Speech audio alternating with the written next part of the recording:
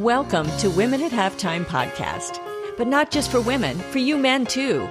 If you're at mid-career or the halftime of life, our inspirational topics are not only fun, but also meant to help you maximize and write your next chapter.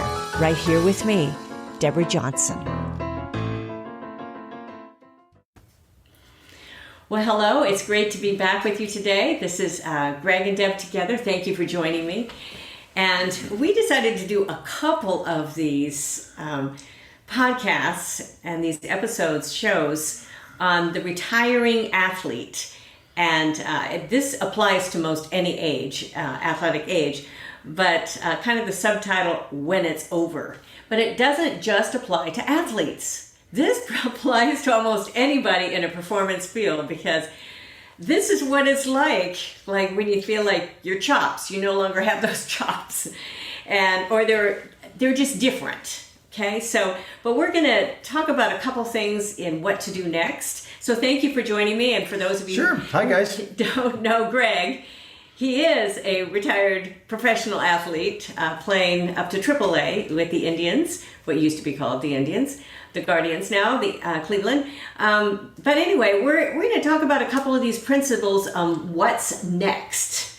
And what are the feelings, first of all, when you feel like when it's over? What are some of those feelings that you have gone through? So part of the reason we want to talk about this on a Women at Halftime podcast was... you get to a place where you go, what's next? You've been doing the same thing over and over and over again. And part of the fear is the mindset of that vacuum of what's next. And so there are some similarities, and hopefully you'll be able to make the connections that way. When I finished playing baseball, you just assume you'll get the next job, and it won't be any big deal. What was interesting was it was probably 3 years into the next job. I got a sales job, and sales were going fine. But I noticed, like in the middle of the afternoon, it just wasn't the same. And finally, it started hitting me. That I was trying to get a lot of the same satisfaction out of a sales job that I had out of playing baseball. And I identified at least 4 things that are not the same. So the first one is, at a high level of competition, you just can't get that from a sales job. And I was, finally through my career, got pretty high up in corporate life. And even there, as intense as the movies can make it seem, it's not the same. There are high-strung, powerful individuals who act crazy and think that they're competing, but it's still not the same. So... And the adrenaline that competition creates is somewhat addictive. So you sort of miss that. And I know a lot of people try to, find some sort of club sport afterwards. Guys will go into softball, or, women will try to play beach volleyball or, club soccer. And it's fun, but it's just not the same. You were at the height of your professional athletic capacity, playing against other people who are at the height of their capacity, and no matter what you do, you're no longer that. And so it just doesn't replace it. I think a second thing is no matter how good corporations are at team building, it's not the same as being on a professional team. And the reason is that there's almost a warrior-like mentality in that it's the group of you against everybody else. And the everybody else is all the other teams. It's sometimes the media, it's sometimes the front office. But, you really get to the place that you're the only people one another is the only people you can count on. And so that team element is slightly different. And So anyway, that's different. What else did I say was different?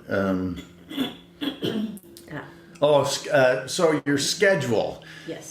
One thing unique about athletes, and this is true of probably college athletes too, is even though you're going to school, your whole day kind of revolves around your training and your eating. And, you set a priority on performance. And it's just different when you have kind of a lot more free time mentally. Because you're not, preoccupied with, okay, I got to go to sleep at a certain time so I can get up at a certain time. I got to eat at a certain time. I got to be at the gym at a certain time. I mean, it's strange how dictated your schedule is when you're a high-end athlete. And, at work, you got to be there by 8, so, most people wake up at 7:15, slam down some, coffee and yogurt, fight the traffic, roll in the office at 8:05, and away we go. And, if you're really good, you had your things to do list written out the day before, but you really hadn't thought about that things to do list until you show up and look at it at 8:05 on your desk. And then you start planning your day, and you efficiently get through your day. But, you handle whatever fires happen to come up. But that is not the same schedule as a professional athlete. And so the kind of just the intensity, you sort of miss that. And we're going to talk later, you can build that back into your day. Right. But it doesn't just happen. And then I think the last thing was it's one thing to say you're the president of a bank, you've got your own insurance company, you've got a technology startup, but your identity as a professional athlete is kind of way cooler than all that. Totally. There's just nothing you can do about Totally.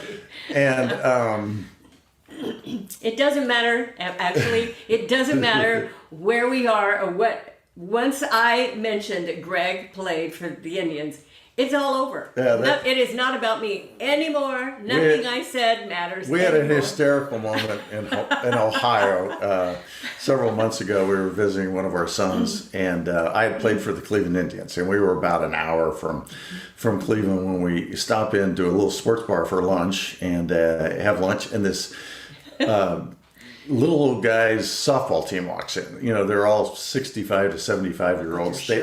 They'd played at noon on a, so they're all retired, noon on a Wednesday, let's say.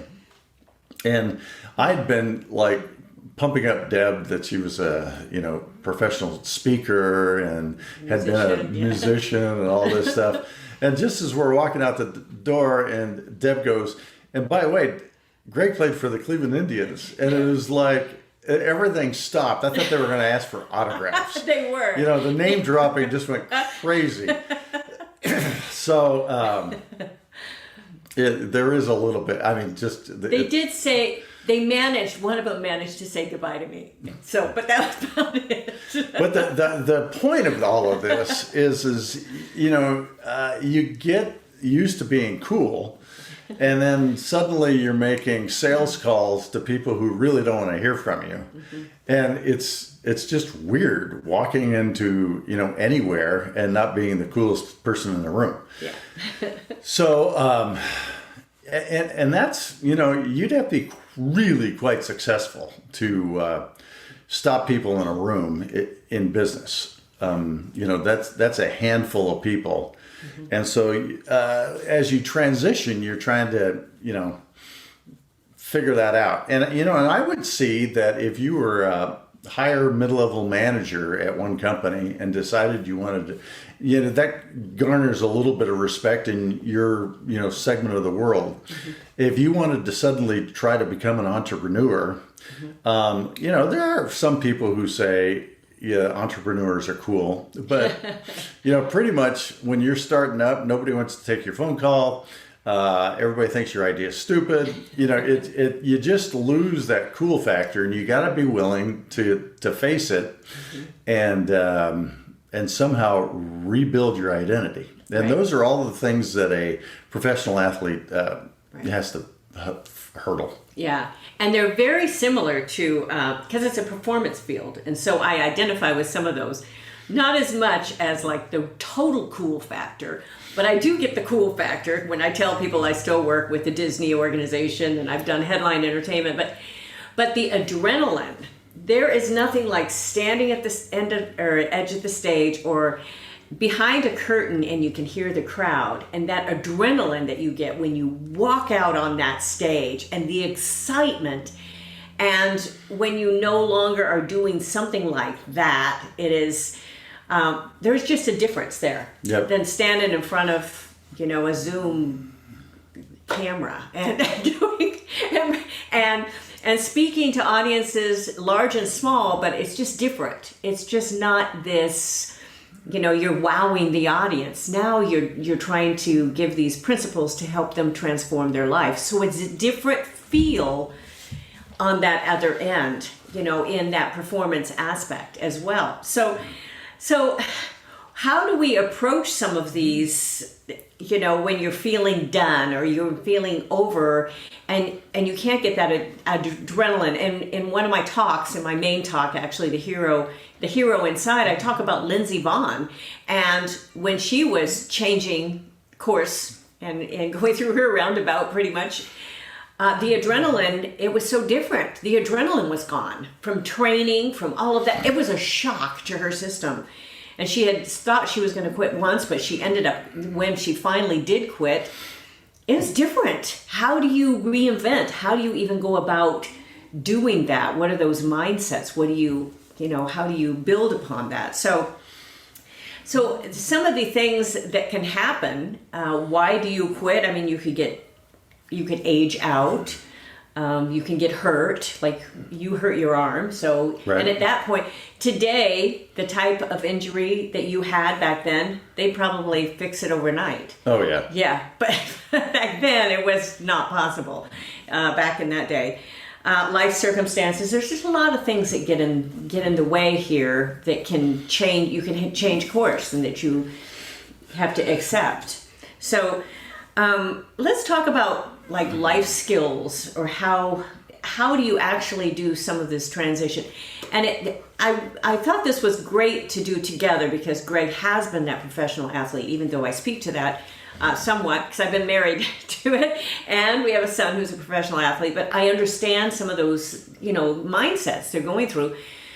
But what about the skills, and how, I felt very fortunate being married to Greg. We had not been married that long when you were released, but you had a degree, you had some skills, life skills. So how do you reinvent your life at this stage? What do you do? What went through your mind? Well, so my journey, I kind of, meandered through my business career to probably, late 40s, and I began to adopt a mindset that said that I was 100% responsible for my life. At some point you gotta stop whining, and you kind of need to realize that the past is past, and you have 100% responsibility for creating your next future. So, with that in mind, one of the things professional athletes can do is, they can dream well. Yes. They can imagine what success looks like, and so what I would suggest is that you first find a mentor that can help you figure out what the next dream can look like. We all have limited capacity when we're moving from sports into the business world to know what are the possibilities. One of the things that's true if you're playing football, baseball, basketball, whatever, you can see on TV, what an NFL game looks like. You can see on TV what it looks like to walk into the Cleveland Stadium and have to face the Yankees. Those dreams are painted for you. When you leave that, you need to have the same clarity, though, of a dream. And then once you've got the dream, you got to create the plan. When we were athletes, what we did was we knew how hard we needed to throw, how many strikes we needed. We knew how many pitches, we had to have in our repertoire.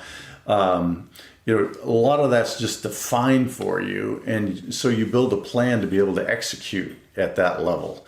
And one of the things that tends to be missing is first the dream. And if you don't have the dream, you can't create the plan. So, and then once you create the plan, you can figure out, okay, how far away am I from being able to execute this plan? Because all of us have certain natural abilities. We have certain educational backgrounds. We've got natural capacities. And the difference between who you need to become and where you are might be close, or it might be, quite far apart. But it doesn't matter if it's close or far apart, as long as you got a plan that can narrow that gap so you become the person you need to be. That's what you need. And professional athletes have the ability to not only dream, but they have the ability to discipline themselves and commit themselves to a training schedule. And a training schedule is a lot mental. You can go through the motions of showing up to the gym, doing your agility drills, doing your cardio. But at some point, if you're going to be a champion, you got to be able to push through the pain and get to the next level. And that ability to push through the pain is something most people don't have, that past athletes do have. And you end up needing to apply the same kind of discipline to become whoever you're going to be in the next field.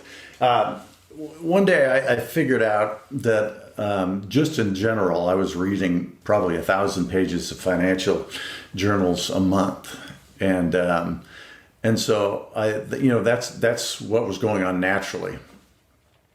So then I go, well, what happens if I did that for 10 years? Well, 1,000 pages a month times 12 is 12,000. 10 years is 120,000 pages of research that I would have done. Now, some of that wasn't going to be on the basics and essential nature of finance. A lot of it was going to be current event kind of things. But I said to myself, man, if I read 120,000 pages of stuff, I could have a doctorate. So I wasn't going to get a doctorate because I wanted to make money. What I decided to do was start organizing my research and creating a monthly newsletter about what I was doing. And if I write a monthly newsletter, I'd write 12 a year. Over 10 years, I'd have 120, and I would create quite a presence on the internet. So that's what I went about doing. I ended up creating my credibility on the internet, but also internally.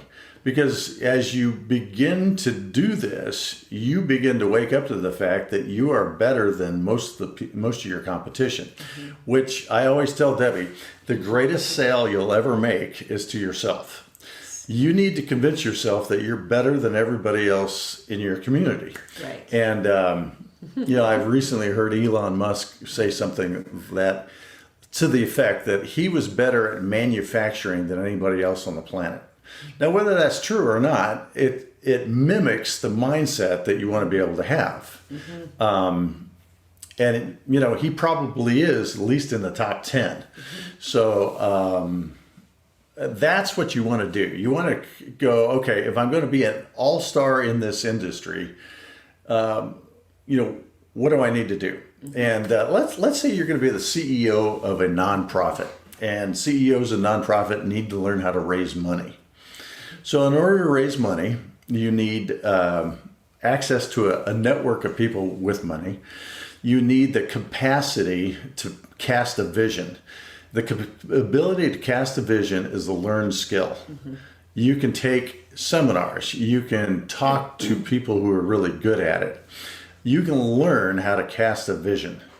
And then the last thing is you need to know how to sell. And there are lots of sales training courses that you can do that'll quickly get you up to speed on how to sell.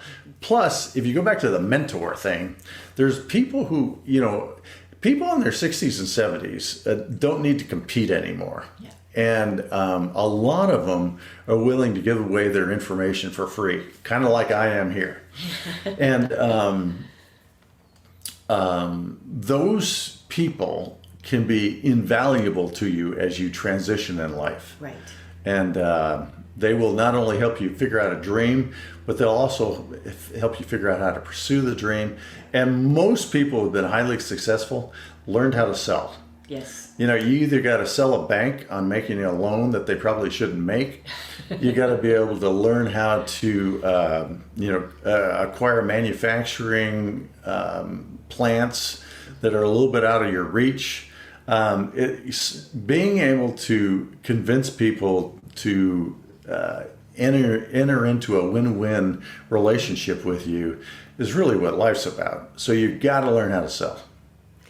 I love a couple things that couple nuggets I'm going to pull out here of what you said that was very relating to almost any field. And your principles, this is probably the most you've talked on one of our podcasts. It's like this is like your little niche here. This is really why I'm really glad we're approaching this.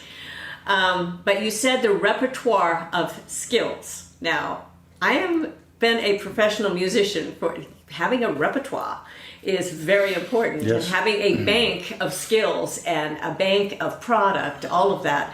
And to take stock of that, I'm big on in my programs as, you need to look at your skills, your experience. Your experience is part of your skill set almost, that you've got that's your bank. You've got that.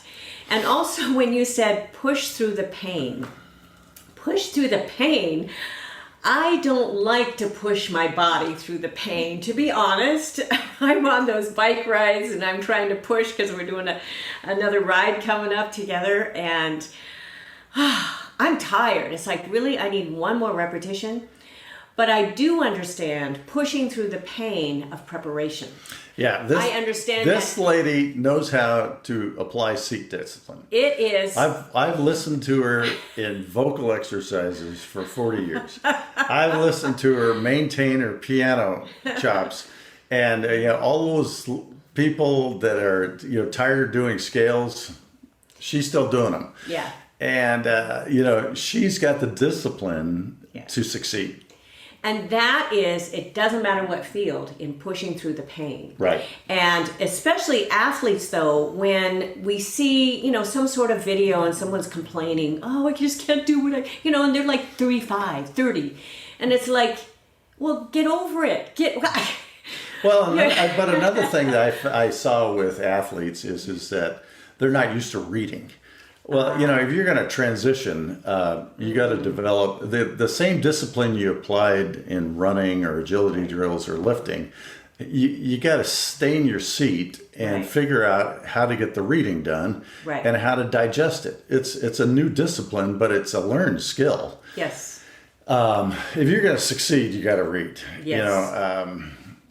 Generally speaking, a person over 5 years is going to be known for the people they know and the books they've read. Mm-hmm. And if you haven't grown, it's probably because the people you know aren't growing and your reading's limited to Twitter. Right. So. Yeah, definitely. And finding something then, that reading can open up your mind and the education can open up your mind. Many that are making some of those transitions, especially some of those younger, as I call younger athletes now, because we are at the other sort of end of the stage here. We are not in our 30s and 40s anymore. But some of those athletes that are now finding themselves, they've either aged out or coming, they need to find something that they are passionate about. Well, how are you going to find something that you're passionate about if you're not reading, or if you're not exploring, if you're not meeting other people, if you're not putting yourselves in some of those situations? Yeah, and one of the things I found is as you become more of an expert, you become more passionate. Yes. hopefully this will make sense. One of the reasons we were passionate about sports is because we were really, really, really good at it. Yeah. And until you become really, really, really, really good at something else, you're not going to have that passion. So you've got to pick your lane and then become the best at it. And that goes back to defining your dream. You know, right. What is the definition of the best in my field? And you won't maybe get the same passion, but you'll get a lot of passion. Right. If you become the best. Yeah, and reading that book, we've both read it several times, So Good They Can't Ignore You by Cal Newport. It talks about this because there's so much talk about pursuing your passion, but your passion develops as you get better at things. And I have developed, even though even writing is not my strongest skill of, like book writing or, even newsletters, but I've gotten so much better and I love it. I love people's comments of like, this really changed my perspective. This really changed. Thank you so much. So those sort of things, when you start expanding on an area that you love, I mean, it could be almost any sort of area that you go into, whether it's teaching, whether it's some sort of different field. It could be in sales, it could be in marketing, it could be in graphic design, it could be in anything. Yep. Of making those switches. But as you get better at it, it's exciting, it's fun. You want to learn more and more and more. And so that passion does develop. Right. A great point to that. So, well, we've talked about like that athletic mindset. Part of that is developing that repertoire and pushing through the pain and the consistency it takes.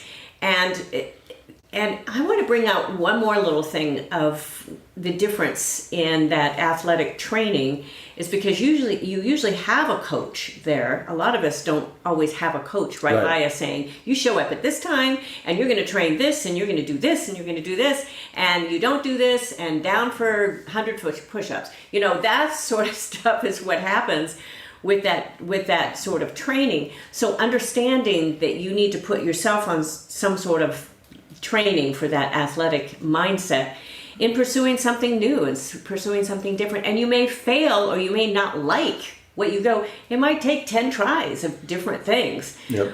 But not to quit, because you are worth more than that, worth more than just quitting.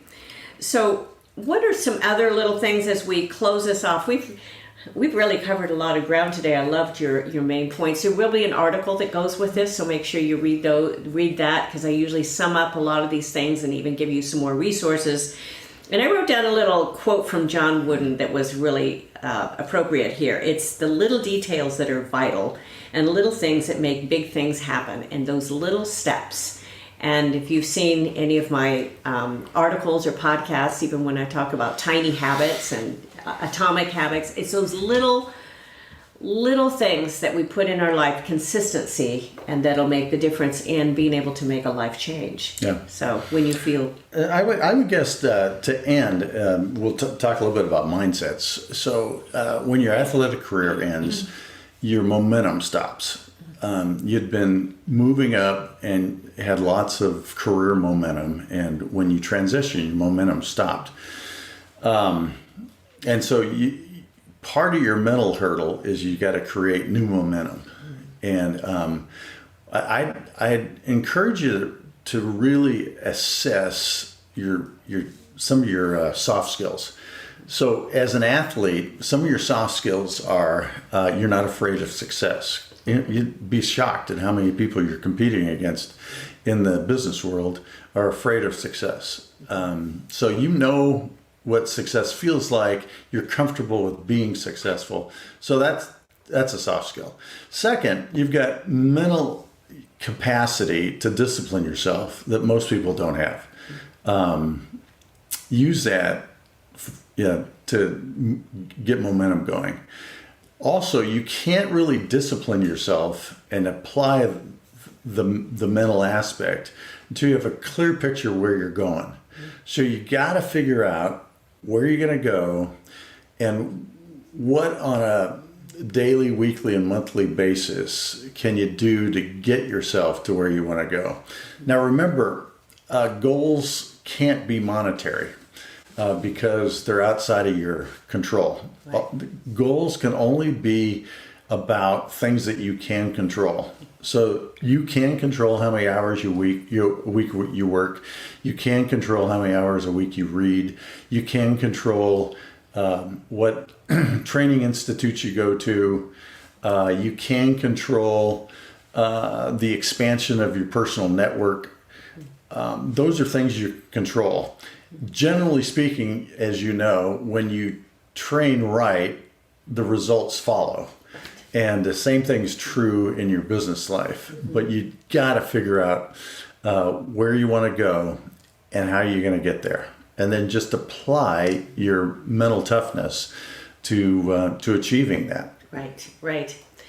Great points. And make sure that you get the article on this. Yeah. Also, make sure that you click into the Roundabout Hero articles, because I have some free downloads. And a couple of those free downloads will really help you. I have this Haffer's model that goes through different parts of your life, health and attitude and all of those, to where you kind of evaluate yourself. And I talk about being able to go from a point A to a point B and how to get there. Because there are a lot of people at that stage. You might not even be an athlete. You might be listening to this thinking, oh, I love the baseball story. So that's, I'm like, oh, good. There's like a professional, talking. But you might be in another field, but you're still maybe transitioning. You're still kind of circling in your own roundabout. But these principles will apply across the board. And so make sure that you listen to those articles, that you listen to those podcasts, read those articles, and get the free downloads on that. And this was really a fun one for me, because it was fun to hear you talk about all of the things that are going on with you, of course. And he goes through this mindset sometimes, and he's talking about in the afternoon thinking, I still remember what it's like, Absolutely. Yeah, because boy, you do a lot of years that way, and you played a lot of games and did a lot of travel. So anyway, make sure you connect.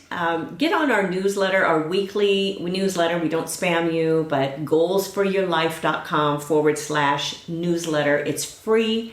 And I've had it going for over 20 years, and this newsletter, and got articles. Your articles come out every week, and links to the podcast, of course, so you don't miss anything. I have a lot of free resources as well, and music as well. So don't miss that. And you can always connect with me. Of course, I love my work. And DeborahJohnsonSpeaker.com, DJWorksMusic.com. So this has been an absolute pleasure. Thanks again for joining me today. This was a lot of fun. And good to be with all of you. Yes. And we'll look forward. We're on together once a month. And but don't miss a single show, a single episode. They're all good. So thanks again. And we'll see you next time. Bye-bye for now.